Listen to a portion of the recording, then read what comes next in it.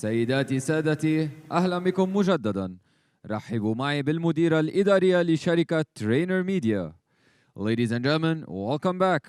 Please welcome on stage Managing Director of Trainer Media, Ethne Trainer. Hello, hello. Good afternoon to you all. And it's great to see you all here. Thank you for coming. I know it's been a really busy day. A lot of demands on your time, a lot of meetings. I hope very good, productive meetings. And of course, some wonderful sessions that you've had to attend. Now, when we look right back throughout the day here, we've really been looking, kicked off this morning, energy in Africa. Then we looked at geopolitics and energy security. We really got some interesting debate going on in that one. Talked about sustainable metals and the rare earth minerals there with the Assistant Secretary of Energy from the US. That was quite fascinating in terms of what he had to say there. We looked at the role of gas in the energy transition and, of course, the importance of interconnectivity. So, I mean, as always here at the Atlantic Council, we do have an absolutely loaded program with you, but a great program full of just the best minds in the industry and really, you know, here to engage and I always say to engage, inform, educate, and hopefully to inspire you all. That's our purpose here, and that's what we're all doing. We're not over yet. We have still a lovely evening ahead of us, and we're going to be looking at investing in the ESG world in just a few minutes, also looking at trade wars and the impact of the US elections that are coming up. So you'll have to stay for that later on. It's bound to be a fascinating and an interesting discussion. Now, when we look at this industry, and I think what we've heard in the last few days, and we'll probably hear about it for the rest of the day too, one thing I think that's very, very important in the industry is trust. It's perception and trust. And these are words that I've heard a lot from many of the key players here talking about, that there tends to be maybe, you know, a disparity in terms of perception out there, what we do and what other people perceive for us to do. So Edelman, you are all familiar with the Edelman company. They do every year the Edelman Trust Barometer. So it's a really great indication of who's talking about who, what people are thinking out there. And when we look at this industry particularly, it's also what are they saying about the oil and gas, what are they saying about the energy industry, and what are they saying about the people who run it? How responsible do people think that we are? This is all hugely important because ultimately the perception that's out there in the industry is what's impacting society, it's impacting shareholders, and when it's impacting the bottom line, people are very, very concerned about it. So they need to pay a lot of attention. So let's get down to it here and take a few words of wisdom and listen to the President and CEO of Edelman here in the region for Europe, Middle East and Africa. Please give a very, very warm welcome to Ed Williams. Ethna, thank you. Thanks very much, Ethna, for that brilliant intro. Now, I've got a fairly simple job, actually, today. It's really to set up, in, I hope, a provocative way, the next panel discussion on that topic of ESG. So let me first start by saying this. The decade we are now in, 2020, is going to be the decade in which the role of business is radically reshaped. Expectations of business have changed decisively. And companies that don't understand this new paradigm, I think, are going to really struggle. Now, you've been discussing the kind of changing energy mix, the transformation that's going on in oil and gas. But what I'm talking about is a change much bigger than that, much bigger than the transition from hydrocarbons to renewables.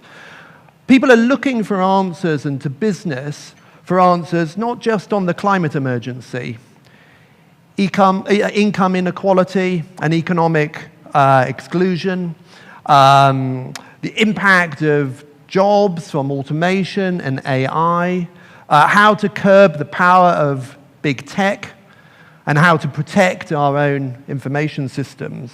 And precisely because the answers from business haven't been forthcoming, more and more people are questioning whether the system itself works, whether capitalism is effective. Now, our trust data shows that globally a majority of people now believe that capitalism as it exists today does more harm than good in the world. I mean, that is a stunning point. Half of all people think that capitalism does more harm than good. Now, of course, this is a major problem. And insofar as maximizing shareholder returns was ever enough, it certainly isn't now within that context. And partly because of the change in mood that I describe, investors are demanding much more of companies and much more than just simply profits. Now, business is responding. Last summer, the Business Roundtable Group in America changed its official definition of the purpose of a corporation. They moved from maximizing shareholder value to creating value for all our stakeholders, and there's the key word there, stakeholders, and improving society. 181 CEOs signed up to this. They see both upside and downside risk in this integrated, multi-stakeholder world. Environmental, social, and governance concerns are reshaping the relationship between companies and the investment community. Climate risk analysis of portfolios is moving from the fringe of finance to the mainstream, with many central banks now following Mark Carney's lead by introducing climate stress tests for banks and insurers. Mark's work on the TCFD is illustrative of this new approach to financial reporting and risk management that's putting the economic cost of climate change front and center. Now, change abounds everywhere. Boutique firms focusing on climate risk have been snapped up by major ratings agencies, and last week in the UK, we saw the first ever shareholder climate resolution aimed at a UK bank. 11 pension and investment funds put down a resolution for Barclays AGM for the bank to phase out loans to oil and gas projects or companies, 11 of them. But is this newfound responsibility just window dressing? Is it just public relations? Well, my firm, Edelman, produced a special report at the end of last year focused specifically on institutional investors, and it sought to answer that question. We surveyed over 600 institutional investors in 6 countries, in Canada, in Germany, in Japan, in the Netherlands, in the UK, and the US. Collectively, they represent over about $9 trillion of assets under management. So, 3 themes quickly for you from our research to help set the context for the next session. Number 1, shareholders should get a share of your attention, not all of your attention.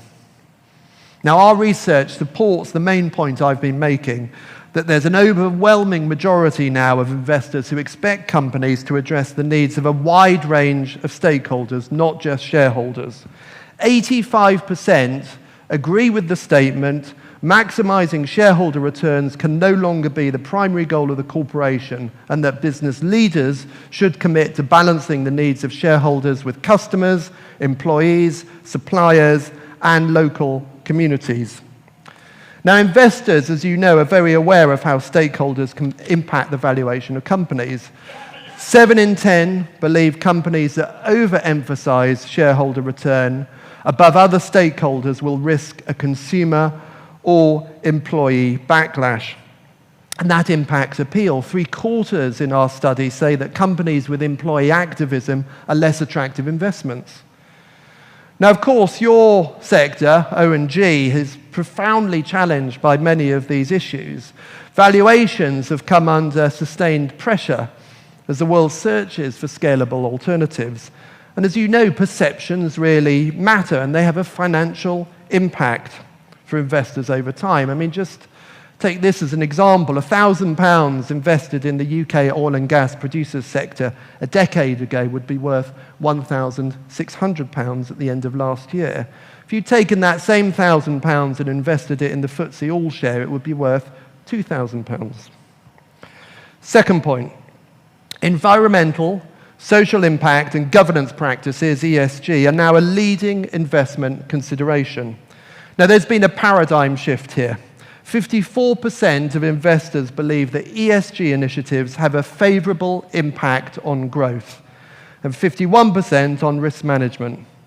Now, investors are acting on these beliefs. The evidence shows that companies that succeed and lead on ESG gain a clear advantage in winning investor trust and confidence in the long run. 61% said they increase their investment to companies that excel when it comes to ESG factors. And 57% said they vote their shares more often for board candidates that they believe will increase the company's attention in ESG issues. Now, expect these numbers to rise. Pressure is rising in this area. Investors are not only changing the way they expect the companies they invest in to act, they're changing and evolving their own companies too. 87% said that their firms have changed their voting and engagement policies to be more attractive to ESG risks. 56% said they're hiring more ESG staff. Now, my final point, the third point, is to borrow from another Englishman who lived through a period of profound societal change and expressed it far more eloquently. There are great expectations here. Almost all of the investors in our 6,000 investor study said that they expect board directors to oversee at least one ESG topic. 99% of them said they agreed with that. Board directors must have at least one ESG topic. So what's top of the list?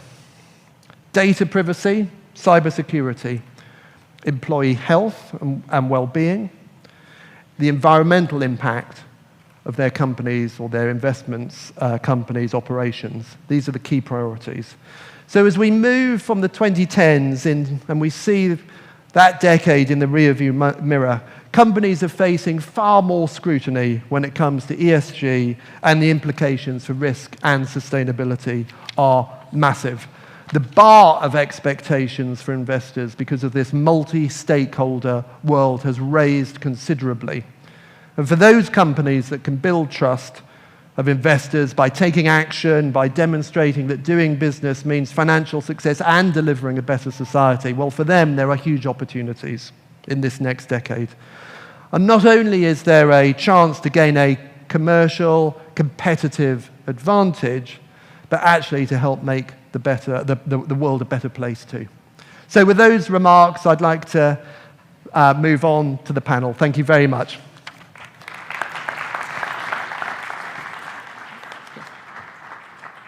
Ed, thank you so much. And indeed, you actually set the panel up very, very well for us in terms of looking at the great expectations that are out there. And ultimately, I think that's what we're hearing.